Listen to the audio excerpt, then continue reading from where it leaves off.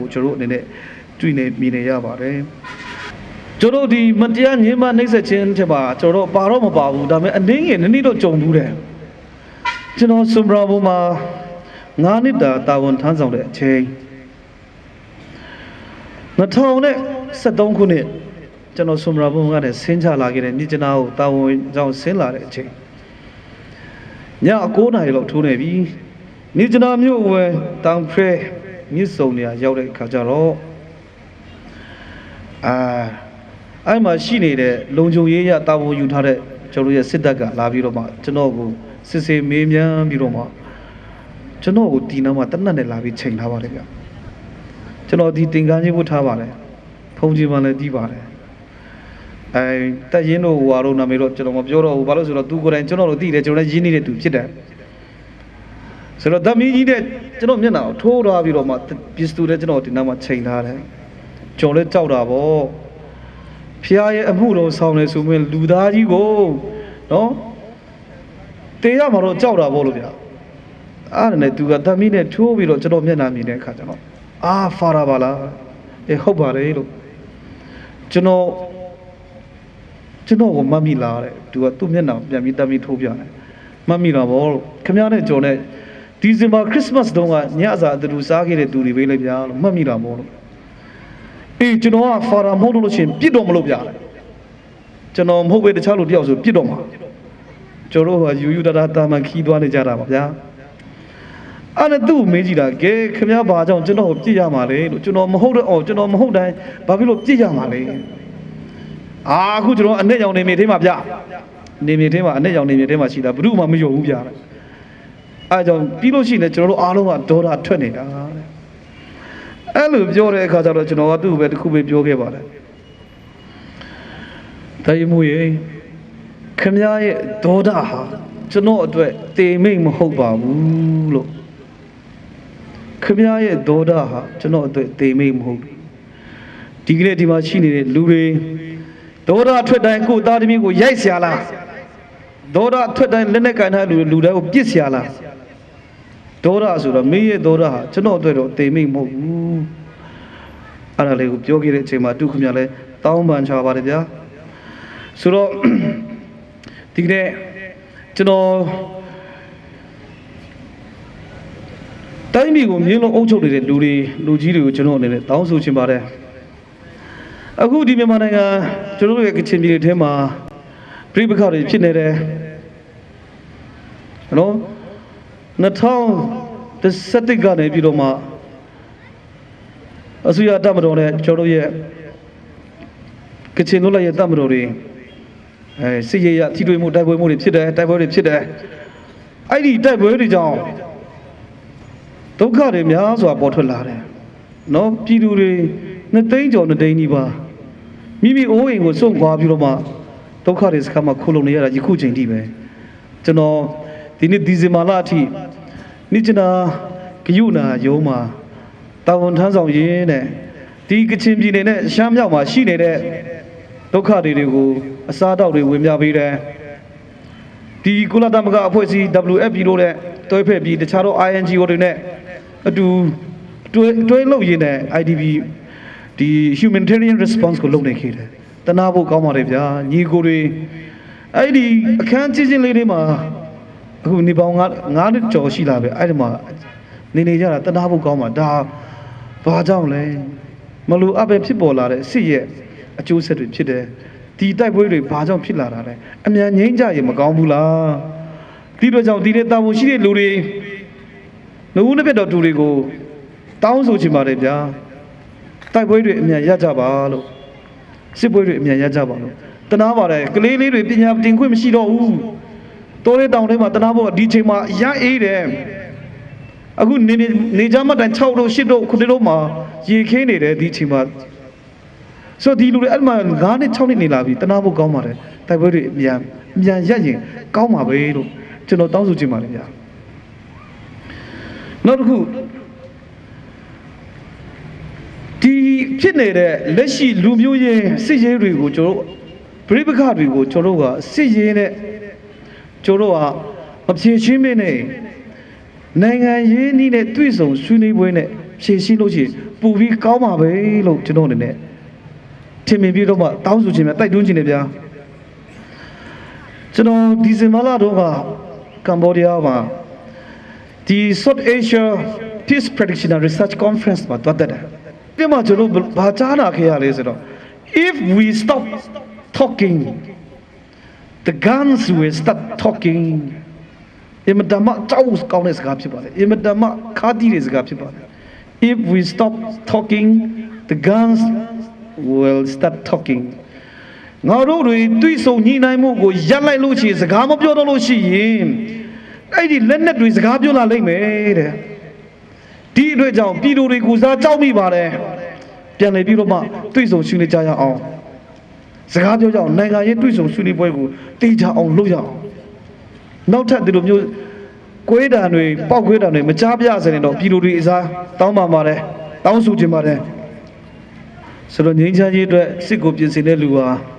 ဒါတူစီမှာပြစ်ရှိတဲ့လူကျွန်တော်အနေနဲ့မြင်ရမလားဘယ်လိုပြင်ရမလားအပြစ်တင်ရမလားမတင်ရကောင်းမလားဒါလေးတွေကအင်မတန်မှကျွန်တော်ရဲ့ပြည်သူတွေရဲ့ဘဝကိုနေ့စဉ်နဲ့အမျှပူပန်ခြင်းကိုတက်ရောက်စေပါတယ်ပြောချင်ဒီနေ့ဒီကချင်ပြည်နယ်နေ့ဆိုတဲ့အထက်မှာကျွန်တော်တို့ကမီဒီမြန်မာယူနီယံလို့ပြောတဲ့အထက်မှာမြန်မာနိုင်ငံမှာတခြားတိုင်းရင်းသားတွေအများကြီးရှိပါတယ်ကျွန်တော်ကချင်လူမျိုးစုတွေကကိုယ့်ရဲ့ကချင်ပြည်နယ်နဲ့ဖြစ်တယ်လို့တခြားတော့ဒီမှာမြေတင်းနေထိုင်ကြတဲ့တခြားတော့ညီကူတွေနဲ့လည်းသက်ဆိုင်ပါတယ်ဒီကချင်ပြည်နယ်နဲ့ဟာကျွန်တော်ကချင်တူဦးသေးနဲ့သက်ဆိုင်တဲ့နေမဟုတ်တော့ဘူးကဘာကြီးကကျင်းသွားပြီဒီမှာနေထိုင်တဲ့လူတွေအားလုံးနဲ့သက်ဆိုင်တဲ့နေလေးဖြစ်ပါတယ်ဆိုတော့အမျိုးသားရင်ကြားစစ်ရင်တူနဲ့တူနားလေရအောင်တူနဲ့တူငြိမ်းချမ်းမှုကိုစပြီးတည်ဆောက်ဖို့လိုအပ်ပါတယ်ဆိုတော့ဒီအစိုးရတစ်တွေပြောင်းလဲရတဲ့အချိန်မှာကျွန်တော်အနေနဲ့ဘယ်လိုကျင့်ကြံရမလဲမိမိကိုယ်ကိုဘယ်လိုပြောင်းလဲရမလဲဆိုတဲ့ဟာလို့ကျွန်တော်စဉ်းစားရတော့မယ်အရင်ခေတ်ရင်ချိန်ကလိုမျိုး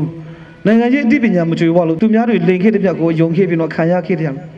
အဲ့ဒါတွေတမိုင်းတွေနောက်ထပ်ပြန်မလာပါစေနဲ့တော့ကိုယ့်ကိုယ်နိုင်ငံရေးအသိပညာတွေကိုရှိအောင်တတ်တဲ့အသည့်တွေလူတွေရှိကနားလေရှင်းကပ်ပြီးတော့မှတင်ယူရအောင်လေ့လာရအောင်လို့တိုက်တွန်းချင်ပါတယ်ကျွန်တော်ရဲ့အသည့်ကျွတ်တွေကိုကျွန်တော်ချိန်ဖို့လိုပါတယ်မြန်မာနိုင်ငံကျွန်တော်မြန်မာနိုင်ငံသားတွေကတွေးကစူလွယ်ထလွယ်တဲ့လူတွေဖြစ်တယ်အင်မတန်မှထိလွယ်ရှလွယ်တဲ့လူတွေနည်းနည်းလေးပြောလိုက်တာနဲ့တခါလဲတစ်ကနေဖြစ်တယ်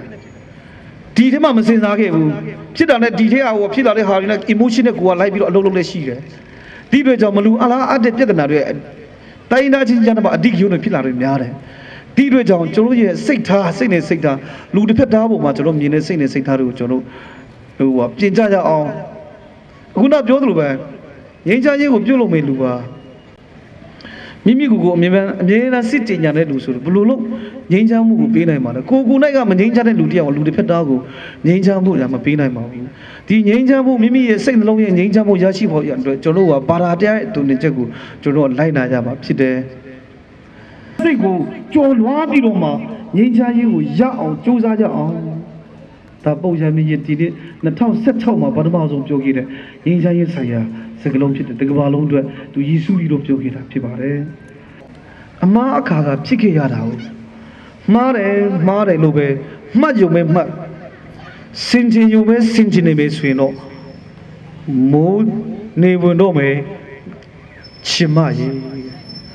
မှားတာကိုမှားတယ်လို့ပဲမှားယုံပဲမှတ်ယုံပဲမှတ်တယ်ဘာမှမလုပ်လို့ဆိုရင်တော့နေဝင်တော့မယ်ဒီကနေ့ကျွန်တော်စီမှာဖြစ်ပြနေတဲ့ social injustice economic injustice political injustice တွေကိုရရှိဖို့ရကိုနိုင်ကိုက justice ဖြစ်ဖို့လိုပါတယ်ကိုယ့်ရဲ့မိသားစုပေါ်မှာ justice ဖြစ်ဖို့လိုပါကိုယ့်ရဲ့အိမ်ကြီးကို justice နဲ့တရားမျှတစွာဆက်ဆံဖို့လိုပါတယ်လူငယ်တွေဖြစ်တဲ့လူတွေကလည်းကိုယ့်ရဲ့ attitude ပြောင်းလဲဖို့ရတယ်ပြောင်းလဲတဲ့တိုးတက်တဲ့နိုင်ငံတော်စီသွားနေတဲ့ဂျိုလူငယ်တွေကလည်းကိုအခုတွေအချစ်စက်တွေပြောင်းလဲပြီးနေရအောင်ဖျားเจ้าကိုအဝေးတင်မတက်ကြပါနဲ့အဝေးတင်တက်ကလူဆိုတာရှိပါတယ် University တက်ကလူကြအဝေးတင်တက်လို့ရပါတယ်ဖျားเจ้าကိုအဝေးတင်မတက်ကြပါနဲ့လူငယ်တွေအားပေးလူပါတယ်ဒီနေ့ဟာ the Prime Mercy Year Jubilee of Year Mercy Jubilee Year Mercy တနာကျင်နာခြင်းရဲ့နှစ်ဖြစ်တယ်ဆိုတော့ကျွန်တော်တို့ဘာပြောရမှာဆိုတော့ we are ever to receive mercy from God if we are ever to receive mercy from God we are ever to give mercy to others ဖျားသခင်စီကနေ တနာကျင်နာမှုကိုကျွန်တော်တို့တော်မှာလက်ခံနိုင်စွမ်းရှိမှတော့ကျွန်တော်တို့ရဲ့နီးစပ်တဲ့လူတွေကိုလည်းကျွန်တော်ရဲ့တနာကျင်နာမှုကိုပေးနိုင်ကြမယ်တဲ့ဒီနေ့ကျွန်တော်တို့အသင်းတော်ကပြန်လည်ပြီးတော့မှတုံတင်ထားပါတယ်ဒီတနစ်တာဘုရားသခင်ရဲ့တနာကျင်နာခြင်းကိုထူးခြားစွာရရှိတဲ့ဒီနေ့ထဲမှာကျွန်တော်တို့ဟာလည်းဘုရားရဲ့ကျင်နာခြင်းကိုရရှိသလိုကိုယ်နဲ့နီးစပ်တဲ့လူတွေကိုလည်းကျင်နာခြင်းကိုတနာကျင်နာမှုကိုမေတ္တာတရားတွေကိုဝင်ပြရအောင်လို့တိုက်တွန်းခြင်းပါတယ်အင်းချမ်းရေးကိုတောင်းတနေရကလည်းပါဝင်ကြပါစို့အားလုံးကိုဘုရားသခင်ကောင်းချီးပေးပါစေ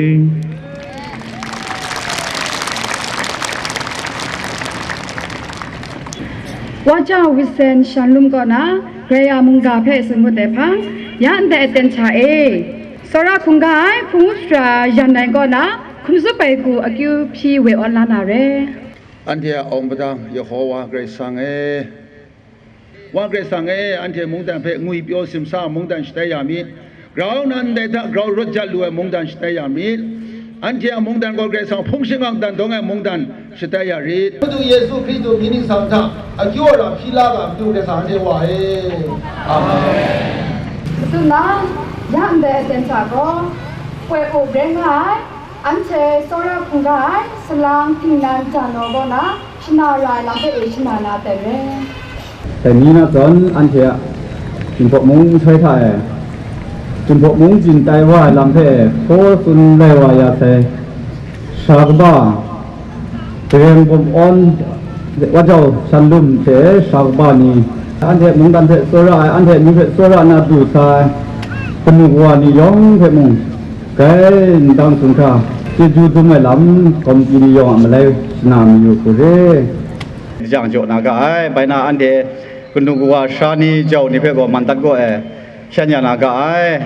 ยองกูราชานาเชราวากางูนาสนามอยู่กุเรลูชาจีจูสก่อนในเพเอสระคุงกายสระแปทริกโนจาก็นะเวออนลานาเต็มเรก็ว่ากษาช่วยพระวิญญาณมีนิสังเทอาเมนได้มาลุมชาอามรังคุ้มครองอังกุนอาสัมชังกาวิญญาณอังกุนอาสัมมาเจมาจังนี้เทพวันคำลาลุยมาลุมชามาจิงสิบินสไตยางหารีงอนาอันเทียมาดูนิงชานาซาเรวะเยซูคริสต์มีนิสังเทพี่เนมงากาไอโลอาเมนอันเชนี้ยองรถสับเล็ดอันเชียองบดังยโฮวาเกรกสางงวยมคอนแต่อันเดจอมสกอนาเรอันเชียองบดังยโฮวาเกรกสางงวย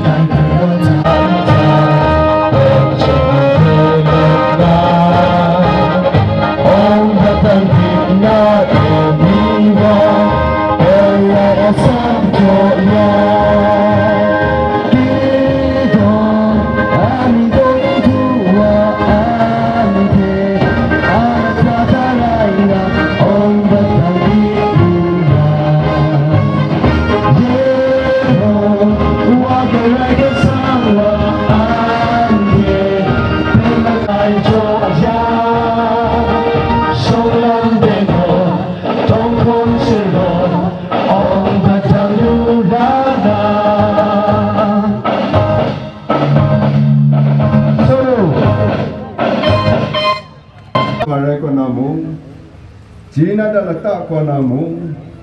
จึงพลบังMyu Shaนิเพเคขังลาไงสักครงไงมาดูเยซูคริสต์ว่าเจจูอคิวราวากระสังอาสรังกงไว้ช่องมิเตช่วยพระเวเนียบอกสินในลำ